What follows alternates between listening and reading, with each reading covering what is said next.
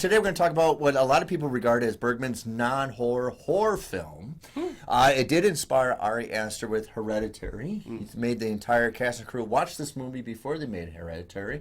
We'll talk a little bit more of that. So we're talking about Ingmar Bergman's fourth film into color. I think it's the only film that I can regard that I can't think of as black and white. Usually I can think of Bergman films in black and white even when they are in color. Yeah. This is the one and only that it has He said that himself. He said every other one of my movies could be in black and white. This is the only one that needs to be in color. So, of course, we're going to talk about Cries and Whispers.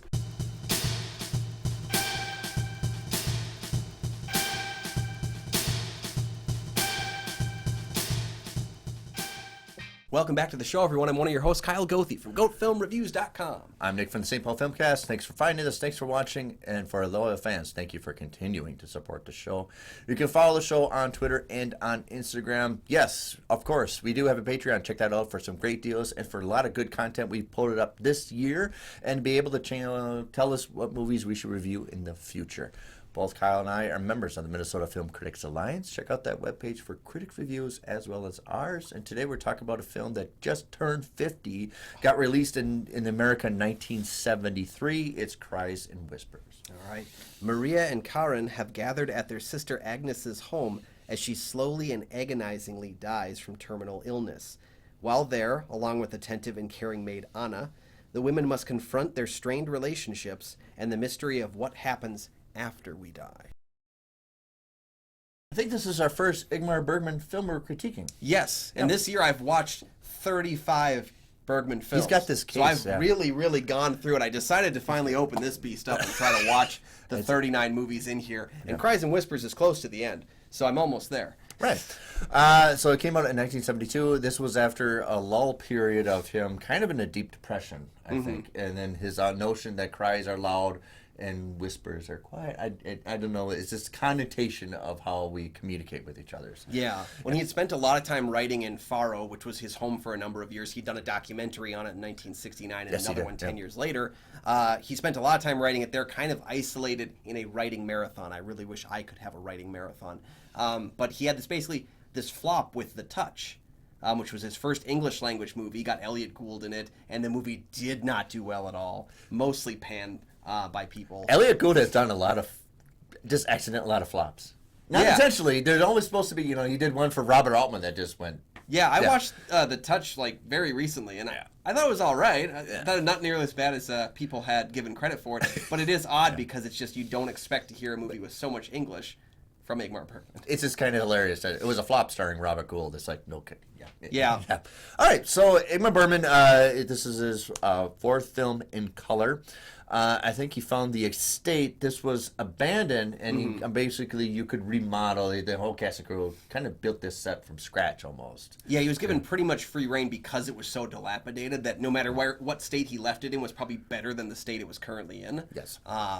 But I don't think anybody expected him to paint the walls red when they offered up this place, because he went in with Sven Nykvist, his frequent cinematographer, to figure out how to make this movie without a studio set, without any fake lighting. We're going to use all natural lighting, and so they had to go through it room by room and plan their shooting schedule out based on when the light would be coming in the windows, which is shockingly just insane from a measuring standpoint. Well, from the timing, you see Amy is dead, and that's when the shadow casts over naturally. Yeah.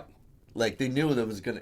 It's just timing or just movie magic that it was perfect. As soon as the nurse comes in the window, and then all of a sudden the clouds come in and just It's perhaps the greatest feat in lighting in cinema history because we've both been on film sets. Things don't go according to schedule. Never. Ever.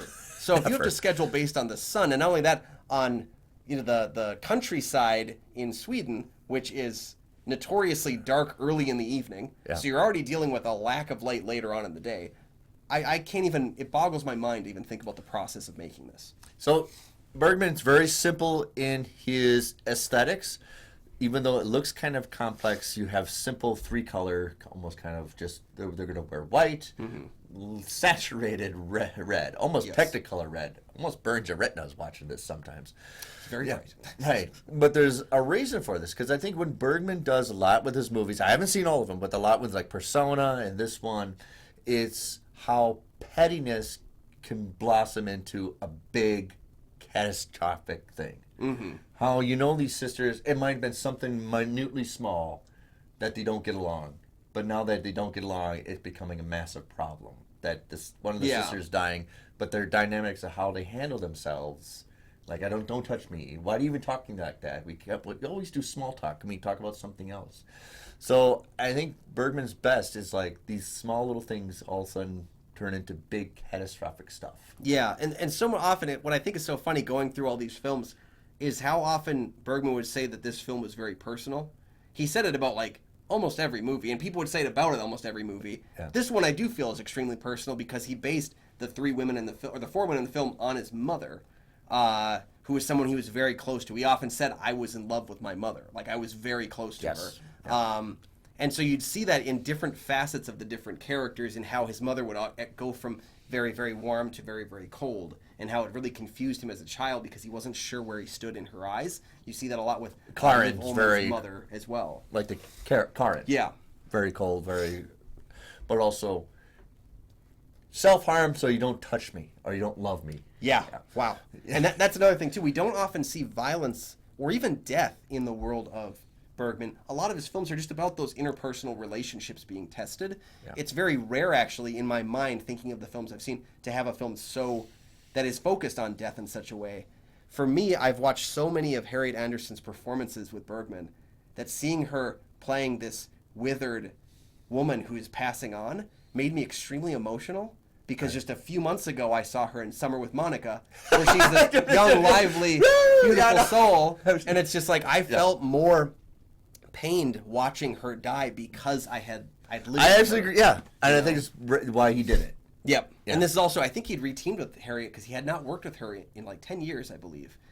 He had contacted her and said, "Why don't you ever ask me to write you a character?" And she said, "Why? Because you're supposed to just decide that you want me to play a character." He goes, "Everyone else, Liv always calls and asks why haven't you written a character for me?" Ingrid Tulien calls and says, "Write me a character." Harriet didn't do that. So there was this large swath of time where they didn't work together purely because of, again, like these small moments where they just assumed they didn't like each other. So there's a lot of deep personal effects. I think you see a lot of this with, I can't remember the director's name. She just did the other one recently. But with Tilda Swinton. Oh, okay. The Lost Daughter. Yes. Yeah. I can't remember Gyllenhaal. something. Yeah. Something. Where these deeply personal relationships, and you don't really know the background, but you know it's something catastrophic. Yeah. Very coldness. But a lot of it is framed like almost like a painting. Like very still. And so even when you get Agnes coughing and you have the sister who's just sleeping with the book by the side, it almost feels like a moving painting, almost like Barry Lyndon almost. Yeah, I've seen a lot of comparisons to Barry Lyndon with natural lighting, of course, being something that was done there. Yeah. And there's even the recreation of I think I'm going to say it, butcher it, but it's the Pieta, which is the sequence where Agnes is coughing uncontrollably. Right, She's yeah, crying, Michelangelo's she Pieta. craves warmth, and Anna comes in, and it's ironic that, you know, it almost feels like there's that underlying tone of blood is not always blood, you know, because this is the only woman in this room not related to her, and it's the one that's providing her the most familiar The one who really touches her. Yeah, really cares and loves her, and it's not really, you know, given if it's a romantic love, if it's a sexual attraction, whatever. It's given as a love and a care that she has for this woman who is departing, and it's more so about that than it is about even losing her job potentially. I want to relate to another thing because in the movie Persona, there's a piece of, remember the broken glass, and she lets that stand the broken glass until she comes to step on it. Yeah. And you have this broken glass, but she takes the piece and she puts it on a plate, almost like it's a fragile thing that I want to keep, like a memento that she uses to hurt herself. But there's something with broken glass that he always uses somehow, or some way Bergman does. Well, there's that kind of dramatic tragedy that his films kind of always linger on. Like, we're always at the edge of tragedy, but we're not. Sometimes we don't always step over the precipice. Sometimes we stay back and we're able to salvage. But there's always that impending ability of tragedy. You look at films like Shame. Persona is another one like that too, where there's a impending problem. Scenes from a Marriage is like that, or a really weird film called From the Life of the Marionettes, which was a Giallo-esque Bergman film. Oh, yeah. Yeah. That one's got some stuff that would maybe rival the glass scene in this film as well. Oh, before we get to review, I want to talk about a little bit, because Bergman does insert a lot of questioning faith and religion in a lot of his movies. It's not the outlandish theme, but it is something that's always prevalent in his movies. It's something Scorsese always deals with a lot with his movies, with faith, like Mean Streets. You think about somebody who left the church and then now he's a punk on the streets. Or Goodfellas, the whole dynamic of my wife is Jewish, but I'm Catholic, and you're Irish Catholic, and I'm, Roman Catholic, that, yeah. So the dynamics in Bergman is always with faith, and it's interesting the person dying has the most faith of all of them. Mm-hmm. And so when you have that component missing, well, what's they're going to do? Are they going to increase their faith, or are they going to lose it? Yeah, when I always say, because I've been criticized on my website before for being very harsh on faith-based movies. The thing is, I'm very harsh on poor stories, and a lot of faith-based movies don't test one's faith, and that's what's important to it, is you get a movie that tests your faith, and I think that is what is Cries and Whispers makes it a great movie about faith, is because it is tested by the characters involved. When you see what's a very interesting interpolation there is that you have Agnes, who talks about her deceased mother while she is alive, and then the really unique thing is at the end of the film when we're reading her diary, we are hearing about her living sisters while she is dead. She's always separated by the membrane of living and dead. Yeah, and then the ghost comes back. Yeah, there's that kind of passage through time. And really, when you look at the red, Bergman had always said that red was what he envisioned the walls of the soul to look like. So you really have in here, you have passageway of the soul happening right here in this room. And it really makes for a powerful question of where we go, what we do, and will we be reunited. Yeah, and also the exterior shots are never personal until the end. All the exterior shots of them walking through the courtyard or whatever are very distant. Yeah. It's not till the end where you have Agnes's insert of the diary when she's hanging out with her sisters on the swing, and that very fitting ending. Then you have it get intimate. Yeah, and again, that's the only time in the film where they're not physically together when reading that, because, again, Agnes has passed on, they're leaving, they are all separated at this point, and yet then Agnes is the only one just craving to have her family back, and the family could care less about where they are with that. They have different ways of dealing. And that's where it's a lot more devastating, and I'll get to my review if I can consider this a horror movie or not. Far more devastating than a lot of horror movies. This is far more heartbreaking. Sometimes. Because even the doctor, who's like, I'm not in love with you anymore, and he pretty much goes to Liv Ullmann and like... And she's like, really? Look at you. Even turn your head. You don't look straight on anymore. Oh, yeah. That scene is so interesting when you watch it twice. You have to watch it once from her point of view, where you realize that she is literally thinking of herself as a goddess. Like, she's looking at herself in the mirror, and she's like, look at all my perfections. Yeah. And then you look at it from the point of view of what he's describing, and you can view the entire... He just absolutely eviscerates her. But he doesn't leave you don't leave the camera on her face. Yep. Yeah. But don't worry, they would later reteam for Scenes from a Marriage, so it seems like there was no love lost there. Right, and then Bergman had, of course... Well, that's true, too. him and Liv had a thing together. So, up next, of course, is our review of what Ebert said one of the best films of 1973, Cries and Whispers. So, this is actually the first time I've seen this one. Me too. Yeah, and I see a lot of... and we talked about it in the beginning, I see a lot of Hereditary in this movie. Even Hereditary is a horror movie. But I always like to go to you first, since this is the first time seeing this movie. What is your overall reaction to seeing Cries and Whispers? Well, after consuming at least 30 Bergman films in the year of 2023, I have to say that while it is not my favorite one, that is a tall order to have. No, what I find is so interesting here is that this is Bergman's only Best Picture nominated film of his entire career. Yeah, not even Fanny and Alexander, which is really weird. Yeah, a number of films that he would do. This is the only one that really got to that point. Yeah. And it's strikingly interesting that it came from New World Pictures, Roger Corman's company. So that it's the only New World Picture film to get a Best Picture nomination as well. Right. Because it came out in drive-through, or, drive-ins for the weirdest I can see Roger Corman ways. going, what the hell? Yeah, I have no idea. But knowing all that information going into it, it's beautiful to know that the film itself is as amazing as the story behind it. Being able to look at this as a fantasy film in a lot of ways, and I didn't view it as horror so much. I viewed it as a fantasy because there is that moment of, it's almost like The Big Chill, where you have all these characters there. It's just the person hasn't died yet. The Big Chill is the last half of this movie. Right. Big Chill is after the death. Yeah. Yeah. But yeah, I think this is it's one of those that's difficult to project on film without saying much, that there is something awful behind this. And it's small. And I talk about it because not because of Bergman, but it's something petty because they try to avoid it. It's something like, can we just get over this? Yeah. Whatever it was that just made them be far apart and disassociative. But it's interesting how it's shot. They keep their distance physically throughout the movie too. Even when she touches, it's like, yeah. Yeah, there's kind of that fear of death personified on the dying. That's it. And yes. looking at how they each interact with Agnes as she's going, you have Anna, who very much has the most realistic reason for wanting to keep her boss alive, is that she works for her, so she wants to keep her alive. But it's so much more than that. As her caregiver, is that she genuinely loves this person that she spent her life caring for. It was like, all right, she's done, off with her. It was like, wait a minute, she's the most caring person. You're gonna kick her. You're gonna kick this out. What your guy? It's gonna be far worse if you kick this person out. Yeah. Whereas we have Ingrid Thuling's Karen, and we have Liv Ullmann's Marie as two women who basically, I think they remember their relationships better than they are, because the entire time you have both of them almost not even going as far as to stand in the room with their sister as she actually passes.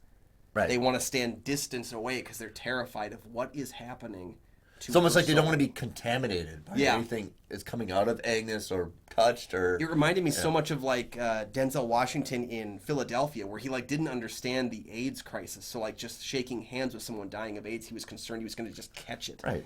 They're worried about catching the dead from their sister. And for no lack of understanding for her, the pain that she is in, because this is not an easy death. She doesn't close her eyes and go. No, and it holds on for a while. Yeah. Thing that It was actually one of the first scenes they shot, which I think is very interesting, is that they shot this very difficult scene first and then went around it because they had to work with what lighting gave them. Don't go with the actor schedule. You got to go with the lighting schedule. Yeah. So it's wonderfully casting. I love the costuming. Very excellent costume. Set direction is fantastic. Yeah. For something they built from scratch, fantastic. I like all the pieces of the design of, even though it's very aristocratic and stuff like that, but it's wonderful, the arrangements. And of course, when you work with crystal, it balances the light a little bit more. Yeah. I wanted to mention, I'm going to butcher the name, so forgive me, Marieke Voslund, who did the production design for the film. She was primarily a costume designer, from what I understood, and did a lot of costume work. I think she won an Oscar for the costume work she did on Fanny and Alexander. And it's interesting to note that she did the production design in this film, because it does feel like the house has a costume. Yes. It does feel like it's dressed up in the role it's playing. Right. So it is more than just a home. Like I said, it's the walls of the soul. It is this passageway. It is all these things, and it's unrealistic to the point where that kind of aids my belief in that it being a fantasy, of course. Right. I know it's staged. Yeah. And it still gives me that. I appreciate it more that I know it's staged. Yeah, and maybe that's because it's almost like the characters in the film are the straight men. Like, they're not playing it up over the top. They're playing it up as realistically and as heartbreaking as they can. But it's all happening on this very unusual place, this red room with the white clothes, and nothing really makes sense from a visual perspective. No. But it does from a character. And I don't know why they're well off. I don't know why they're in this state. Yeah. But I understand this is kind of almost like they're in their own little snow globe, kind of a world. That it's nothing outside of this world, nothing outside of the estate. It's almost captured in. Yeah. Yeah. But that goes back to a lot of, Bergman had done a lot of these kinds of movies where it was essentially a couple people in one location. Yeah. I was really taken with one called After the Rehearsal, which is just Erland Josephson, who played David, with Lena Olin, and they're just hanging out after rehearsal for a play for 80 minutes.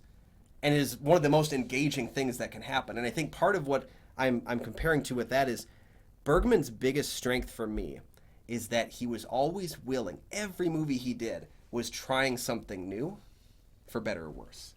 Yes. Exactly. He made a movie called All These Women, which was his first foray into broad comedy, and it's very Fellini-esque and silly and all that stuff. The movie doesn't work at all. It's a flabbergasting film, but he learned a lot about how to use lighting in that film, and he learned a lot of how to use color in that film. And so everything he learns, good or bad, works really well. No, he hated school because it was structured. Yeah. He hated it. He loved learning, but he hated the structure of school.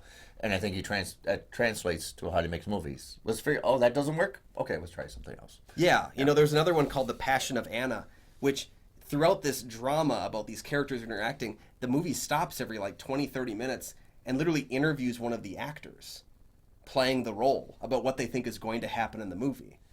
And you would think that's not going to work. It works so well.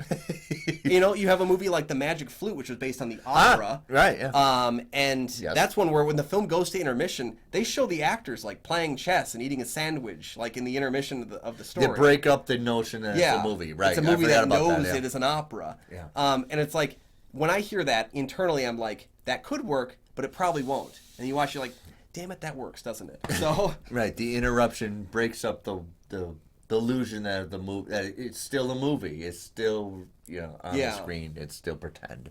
Yeah. And so you have someone here who's failed a couple of times. Bergman's previous two films. Oh, he failed almost. His career was almost over. Yeah. Right? And so he basically decides, I'm going to write a film with all my favorite people in it, and just make it together. We'll all live together in this place and have some fun. It's one of those like passion projects, but really just kind of like we're going to have some fun. And the movie turned out to be one of the best of his career. Yeah. So whatever that happens.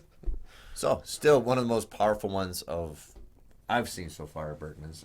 You've seen a lot more than I have. So what do you think of Cries and Whispers? Yeah, let us know your thoughts down in the comment section below. We've only scratched the surface. There's so much to this movie. It's probably one of the most discussed movies of all time in terms of interpretation. So I consider it a non-horror movie. I know you consider it like a fantasy realm kind of a thing. But yeah, he dipped his toe into horror so frequently with things like Hour of the Wolf or The Virgin Spring, which we did cover the remake of, Last House on the Left, if you want to check that out. Virgin Spring, yes. So, I mean, like, he's dipped his toe into horror so often, but he never really gets that kind of, like, credited horror. You know? I mean, you do get blood in this movie, the stabbing. And some don't breathe level violence to body parts. Right.